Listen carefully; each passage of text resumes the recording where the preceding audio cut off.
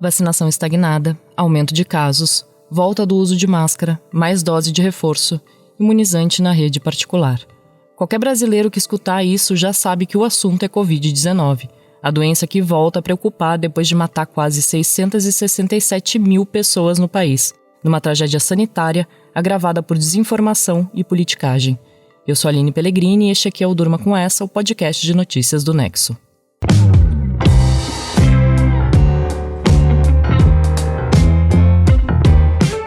Olá, eu sou o Conrado Corsaletti, estou aqui com a Aline para apresentar esse podcast que vai ao ar de segunda a sexta, no início da noite, sempre com notícias que podem continuar a ecoar por aí.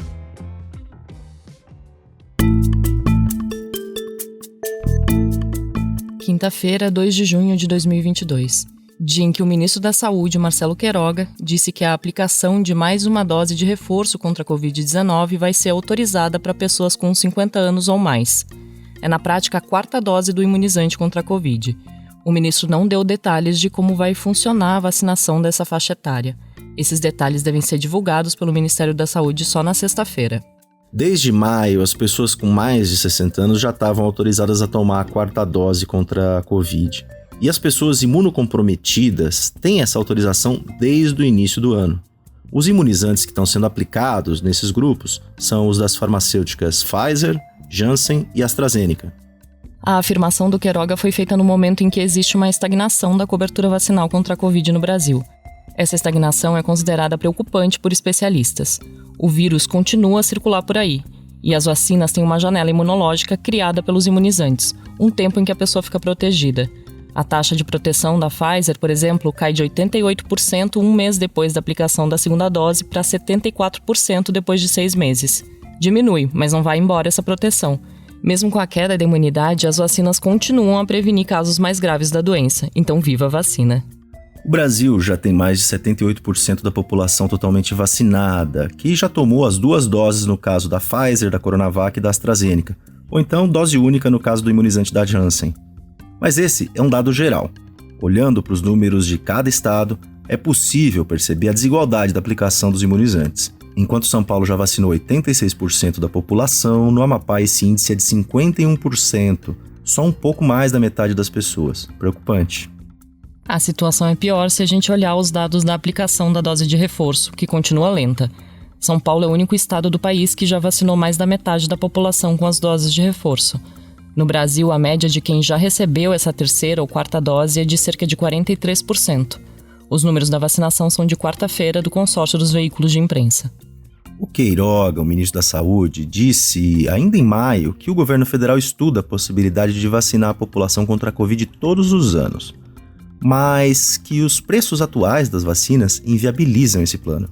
O ministro disse que está analisando também um esquema parecido com a campanha do SUS contra a gripe. A vacina contra a gripe é aplicada anualmente pelo Sistema Único de Saúde, mas apenas nos grupos mais vulneráveis, como os idosos.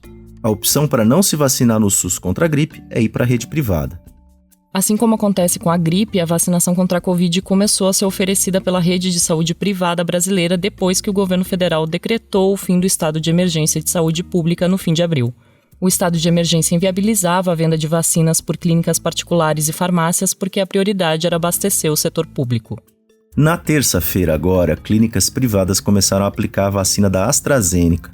Cada dose custa entre R$ 250 e R$ 350 reais. Essas clínicas já estão aplicando a primeira dose de reforço para quem pode pagar, mas a segunda dose de reforço só pode receber as pessoas que têm entre 18 e 60 anos e que apresentem um atestado comprovando a necessidade da vacina, caso tenham alguma comorbidade, por exemplo.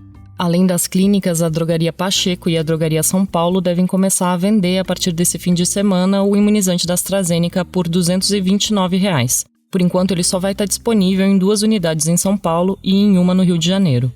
Diferentemente da vacina que é aplicada nas clínicas privadas, para receber essa segunda dose de reforço ou quarta dose geral nessas farmácias, não é necessário um atestado médico. As vacinas podem ser compradas por pessoas com mais de 18 anos que tenham tomado a segunda ou terceira dose há 4 meses ou mais. Quem for comprar tem que apresentar a carteirinha de imunização. As vacinas aplicadas em farmácia e clínicas privadas vão ser registradas no programa Conect SUS, para que a base de dados fique junto com o do Sistema Público de Saúde. O setor privado, ele funciona de forma complementar ao Programa Nacional de Imunizações. É importante, né? Então, aquela pessoa que tem dificuldade de comparecer ao posto de saúde no horário que o público funciona, né? Que gosta de ter um horário diferenciado, um agendamento, né? As clínicas privadas geralmente funcionam nos sábados. Então, isso também é positivo nesse momento, que nós precisamos ter toda a população acima de 5 anos com 2 doses, inclusive com os reforços que são recomendados. Você ouviu aí a epidemiologista Carla Domingues em entrevista ao Jornal Hoje da Rede Globo. A expectativa da Associação Brasileira de Clínicas de Vacinas é que a imunização contra a Covid seja periódica, mas há chance de que o Programa Nacional de Imunizações deixe essa vacina restrita a grupos de risco. Assim, as clínicas seriam um complemento para quem não está elegível a receber a vacina do SUS. Entre cientistas, ainda não existe um consenso sobre como deve ser a vacinação contra a Covid no futuro, se tem mesmo que vacinar todo ano. O secretário estadual de Saúde de São Paulo, Jean Gorenstein, é um dos que defendem a vacinação periódica. Ouça o que ele disse nesta quinta-feira em entrevista à rádio CBN. O que aconteceu? Nós não temos ainda nenhuma documentação científica para outras faixas etárias, mas nós temos que entender que a necessidade de se vacinar anualmente, como se faz em outros vírus respiratórios, no caso da gripe, é fundamental. Isso promove esses reforços, e aí a gente não vai falar de 4ª, 5ª, 6ª ou 7ª dose, a gente vai falar de campanhas vacinais de reforço anual. O secretário paulista falou algo que já foi defendido pela Agência de Alimentos e Medicamentos dos Estados Unidos, que a vacinação contra a Covid seja periódica para que a doença seja controlada. Mas ainda não existem dados que mostrem de quanto em quanto tempo essa vacinação contínua deve acontecer para manter esse controle, se a cada semestre, a cada ano, a cada 5 anos. A previsão é que no futuro as vacinas contra a Covid tenham fórmulas bem diferentes das que estão sendo aplicadas atualmente. Empresas como a Pfizer, por exemplo, já estão desenvolvendo imunizantes específicos contra variantes da Covid e vacinas que protegem por mais tempo.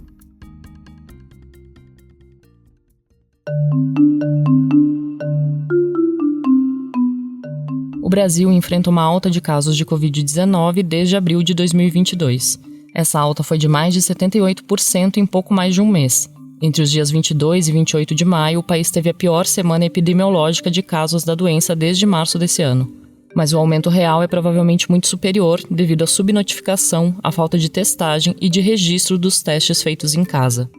A explicação para esse aumento de casos está no relaxamento de medidas preventivas, na presença de variantes altamente transmissíveis e na redução da imunidade das vacinas após meses depois da aplicação. Só que aí tem um ponto que é importante. O crescimento de mortes por Covid não está subindo na mesma proporção. Quem se vacinou tem muito menos chances de ficar doente gravemente. Então, mais uma vez, viva a vacina. Todo esse cenário fez com que governos como o de São Paulo voltassem a recomendar o uso de máscaras de proteção em locais fechados. O uso das máscaras começou a ser flexibilizado em março. Apesar da recomendação, o item de proteção não é obrigatório e não há previsão de multa para quem não usá-lo. Desde o início da pandemia, em março de 2020 até agora, o Brasil já teve mais de 31 milhões de casos confirmados e quase 667 mil mortes relacionadas à Covid. A gente teve uma primeira onda em 2020. Aí, em 2021, o Brasil viveu um ano de tragédia. Gente morrendo por falta de oxigênio em hospital, leitos lotados, um cenário de crise humanitária que rendeu até CPI no Senado. Tudo isso em meio ao negacionismo do presidente da República, Jair Bolsonaro, e outros políticos aliados. Mas o avanço da vacinação foi reduzindo as mortes. No comecinho de 2022, a gente teve um repique causado pela variante Ômicron e agora tem esse novo aumento de casos. A hipótese do país voltar a ter o cenário trágico de mortes é mínima, devido à ampla cobertura vacinal. Mas mesmo a gente já entendendo muito mais da Covid, ela ainda joga uma sombra nesse país que busca se recuperar da política mortal adotada por aqui durante a pandemia.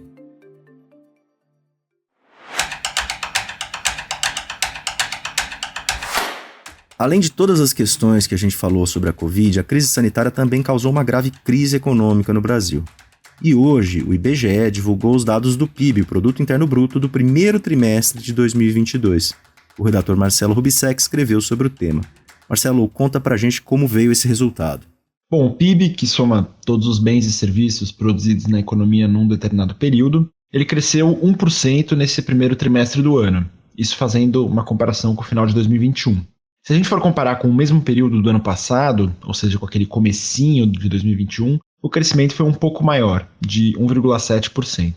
Acho que dentre os dados a gente pode destacar um importante, que foi que esse crescimento foi puxado pelo setor de serviços. Se a gente for lembrar, foi um setor muito afetado pela pandemia, justamente porque ele tem uma dependência maior das atividades presenciais. Então os números de agora refletem justamente uma continuidade dessa volta para a vida presencial. Os transportes cresceram, o comércio cresceu um pouco, os serviços prestados às famílias no dia a dia também cresceram. Então tem essa relação importante com o momento que a gente está vivendo em relação à Covid. E, Marcelo, dá para dizer que esse é um crescimento de qualidade? Ele traz boas perspectivas sobre o resto do ano? Olha, eu conversei com a Débora Freire, professora da UFMG, e com a Juliana Tressi, pesquisadora do FGV-IBRE. E elas avaliaram que esses dados de hoje, eles têm coisas positivas, mas também outras coisas preocupantes. De positivo, no geral, a gente pode falar desse crescimento dos serviços, justamente porque é um setor que emprega muito. Então, essa expansão desse setor ajuda no sentido de gerar mais empregos e ter um efeito um pouco mais direto na população. Mas tem outros fatores que são mais preocupantes. Um deles é que a indústria ficou meio que no 0 a 0, e é um setor que é importante para gerar empregos de um pouco mais de qualidade. E o outro, esse sim, olhando para o resto do ano, é o fato de que os investimentos caíram bastante. Isso é um mau sinal se a gente pensar que menos investimentos agora significa menos crescimento, menos emprego e menos renda no futuro. Isso sem falar em outros fatores complicados que a gente já está vivendo, como a inflação alta e os juros altos. Então, nesse sentido, a Débora Freire e a Juliana Tressi não embarcaram muito nessa ideia de que é um crescimento que pode ser sustentado por muito tempo. Vai ser difícil. Esse texto do Marcelo você pode ler em nexojornal.com.br.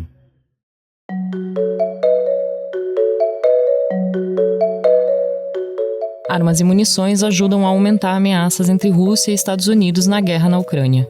Quem comenta o tema é o repórter especial João Paulo Charlot.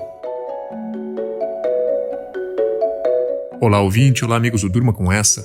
Os Estados Unidos estão enviando para a Ucrânia um de seus mais modernos e potentes lançadores de foguetes. O equipamento vai multiplicar a capacidade de defesa da Ucrânia contra as tropas russas que vêm concentrando suas ações no leste do país. Mas existe o risco de que esse tipo de arma, ou outras semelhantes, mas ainda mais potentes, comecem a ser usadas para que os ucranianos alcancem alvos russos do outro lado da fronteira. O presidente dos Estados Unidos, o Joe Biden, diz ter recebido garantias do presidente da Ucrânia, o Volodymyr Zelensky, de que esses foguetes americanos não vão ser usados para atacar alvos na Rússia. Mas esse tipo de garantia não parece ser suficiente para os russos, que anunciaram ter desenvolvido um sistema de mísseis hipersônicos capazes de viajar numa velocidade 9 vezes superior à velocidade do som. Praticamente impossível interceptar um míssil assim. A rigor, a guerra na Ucrânia é localizada. Ela está circunscrita às fronteiras do país. Porém, passados 3 meses, o conflito parece que está escalando com o uso de mísseis e de foguetes mais poderosos de maior alcance. Se as tropas russas começarem a sofrer perdas ainda mais significativas na Ucrânia, e principalmente se a Ucrânia começar a alcançar alvos dentro da Rússia, o conflito pode transbordar. Todos sabem que deve haver uma linha vermelha nessa guerra, que se cruzada torna tudo muito imprevisível. A Rússia já advertiu as potências europeias e os Estados Unidos de que pode reagir até mesmo com o uso de armas nucleares a uma agressão neste momento.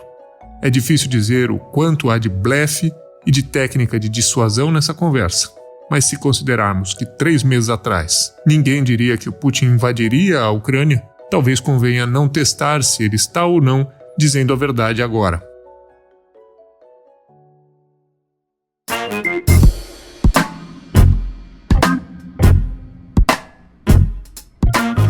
O fim de semana está no horizonte, então é dia de Gama Revista no Durma Com Essa.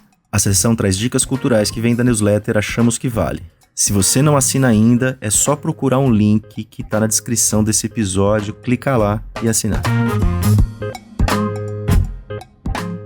Olá, aqui é Isabelle Moreira Lima, editora executiva da Gama Revista. Nessa edição do Achamos Que Vale, a gente indica a melhor conversa do ano. Você talvez até já tenha ouvido falar dela, mas a gente achou que valia a pena repetir aqui, frisar bem, para ninguém perder. Isso mesmo, eu tô falando do episódio do podcast Mano a Mano, em que o Mano Brown entrevista a filósofa Sueli Carneiro. Ela é uma das maiores intelectuais do movimento negro no Brasil e durante 2 horas eles conversam sobre racismo e a sociedade brasileira do jeito mais claro possível. É uma aula. E quem gostar e quiser mais, tem ainda o Festival Casa Sueli Carneiro, que está na primeira edição e tem eventos presenciais em São Paulo e online no YouTube oficial da casa. Para os fãs de literatura que estiverem em São Paulo, a partir da quarta-feira, dia 8, tem uma dica imperdível. É a nova Feira do Livro que reúne 120 editoras, livrarias e bancas num eventão no Pacaembu.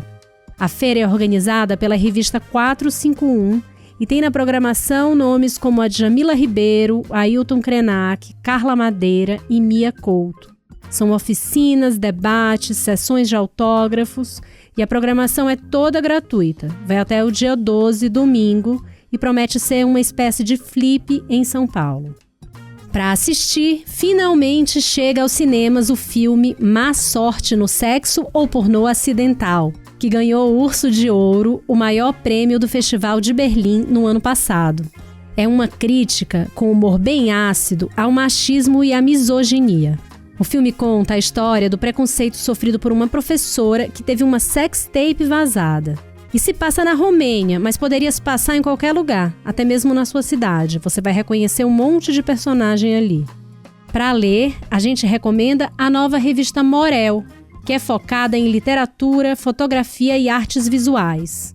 A Morel traz longos ensaios fotográficos, poemas narrativos, trechos de romances, cartoons, perfis, entrevistas e ficção também.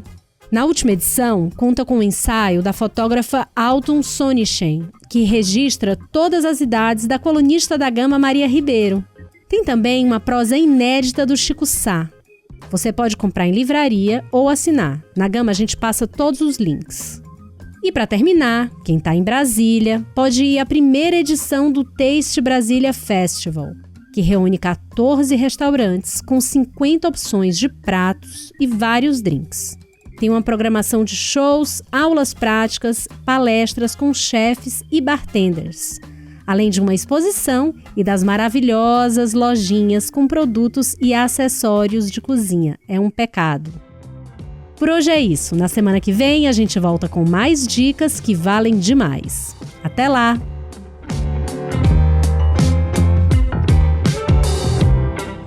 Da sombra da Covid no Brasil, passando pelo crescimento do PIB, pela corrida dos mísseis e foguetes entre Estados Unidos e Rússia e terminando com as dicas da Gama, durma com essa.